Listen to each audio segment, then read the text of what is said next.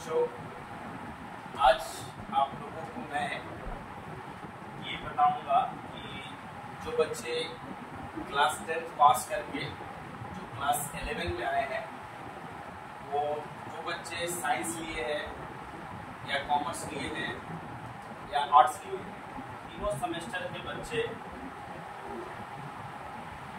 Science, commerce, arts आप जो भी लिए हैं उसमें आप एक सब्जेक्ट इंग्लिश है, जो आप सभी लोग का क्या है वो सब्जेक्ट कॉमन है। साइंस वाले बच्चे भी वो इंग्लिश पढ़ेंगे, कॉमर्स वाले बच्चे भी वो इंग्लिश पढ़ेंगे और आर्ट्स वाले बच्चे भी वो इंग्लिश पढ़ेंगे। तो बच्चों, आप लोग का इंग्लिश में क्या सिलेबस है सेमेस्टर 1 के लिए और कितने मार्क्स किस किस चैप्टर से हमें ये क्वेश्चन हमसे पूछे जाएंगे।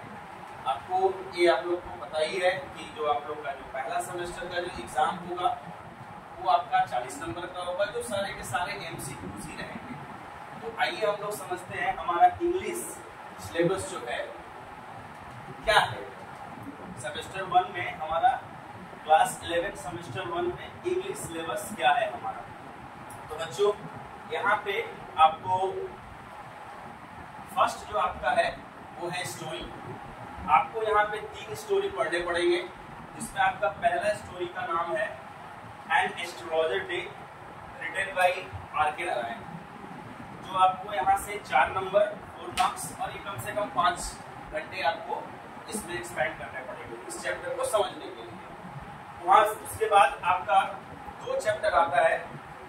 दूसरा चैप्टर जो है the Swami and mother worship, written by sister Nivedita, and number 3 Amarnath. ये दोनों के दोनों ही चैप्टर्स जो है सिस्टर निवेदिता के द्वारा ही लिखी गई है, जो आपको सेमेस्टर 1 में पढ़ना है। ये दोनों के दोनों जो स्टोरी है वो कहाँ से लिया गया है, तो द मास्टर एस आयशा से ये दोनों के दोनों चैप्टर्स लिए गए हैं, जो सिस्टर निवेदिता के द्वारा लिखी गई है। आइए फिर सेकंड आपका जो आता है वो आता है आपका फर्स्ट एंड पोयम। इसमें आप लोगों को क्या पढ़ना है, इसमें भी आपके 3 चैप्टर्स हैं। पहला जो आपका है वो है कंपोज्ड अपॉन वेस्टमिनिस्टर ब्रिज। पहला आपका क्या है, कंपोज्ड अपॉन वेस्टमिनिस्टर ब्रिज। ये जो आपका है, ये इस पोयम को लिखने वाले का नाम, पोएट का नाम है विलियम वर्ड्सवर्थ। विलियम वर्ड्सवर्थ जी इस पोयम को लिखे हैं विलियम वर्ड्सवर्थ, जिनको नेचर से बहुत ज्यादा प्रेम है। और यहाँ पे इन्होंने बताया है कि इस वेस्टमिनिस्टर ब्रिज के बारे में उस दिन का क्या नेचर था। 3 सितंबर 1802 को ये पोयम लिखी गई थी। उस दिन ये क्या फिर वहां पे देखे उन्होंने इस पोयम में आपको बताया है। दूसरा जो आपको पोयम पढ़ना है वो है द बैंगल शेलर।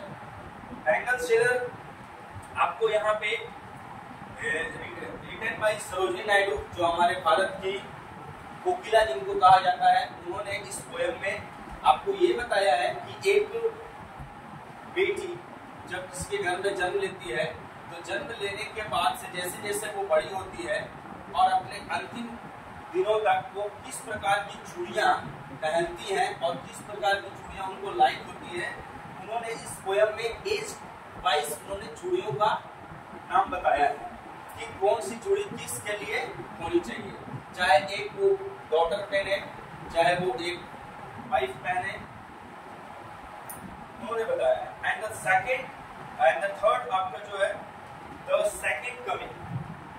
आपका लास्ट पोयम जो यहाँ पढ़ना है वो है द सेकंड कमिंग। इस पोयम को लिखने वाले का नाम है विलियम बटलर ईस्ट। इन्होंने इस पोयम में द सेकंड कमिंग ये बताया है। ये पोयम एक्चुअली में आपका कब लिखा गया था, आपका 19 में ये पोयम लिखा गया था। और ये जब पब्लिश हुआ तो आपका इस पोयम में बताया गया है कि द सेकंड कमिंग्स मतलब हमारे इस जो पूरे ब्रह्मांड में, पूरे वर्ल्ड में जो अराजकता जो फैल चुकी है, उस अराजकता को समाप्त करने के लिए फिर से एक बार हमें इस धरती पे कोई अवतार लेना होगा जो इन सारे बुराइयों को खत्म करेंगे। तो बच्चों, ये आपका इंग्लिश सिलेबस हुआ, जिसमें आपका स्टोरी पार्ट है और दूसरा आपका पोयम पार्ट है।